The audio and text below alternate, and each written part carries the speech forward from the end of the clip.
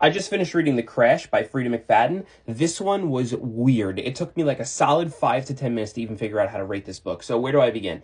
I'm going to start by saying I guess I enjoyed it because I read it in 3 days. Like I read it very quickly. But then I got to the end and I had all these thoughts. So first of all, I like when people comment that characters make non-logical or stupid decisions. I always roll my eyes at comments like that because to me, if a character made strictly logical decisions, there would be no books, TV shows, or movies. Like obviously, you have to suspend your disbelief a little bit in order to create this story that you're going through anyway. But there were two decisions in this book where I was like, that makes absolutely no sense. It was just crazy. I hadn't like okay. So there's that. Then the big twist at the end felt so disconnected from the main story. Like it was so out of left field because it was just like there were no breadcrumbs. There were no like, oh, the piece is connected. It was like, oh, the final puzzle piece slid into spot. No, because there were no puzzle pieces surrounding it. It was like it was so out of left field. And then the overall ending was like just kind of underwhelming, and there was one mini twist at the end that I predicted at a certain point where I was like, okay, so then this is going to happen and then we're going to find out that this is why that happened.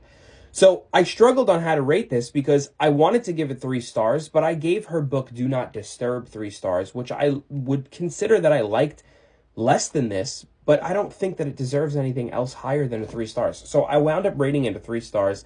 A little bit of a disappointment because I went and picked this up on release day and I was really excited about this, but what are you going to do? It happens. So that's that. As far as what's next, I have no idea, shockingly. I have been dabbling in some nonfiction. I've been reading Unwinding Anxiety, which I'm about halfway through. That I'll honestly probably just read in the background while I pick another fiction book to read.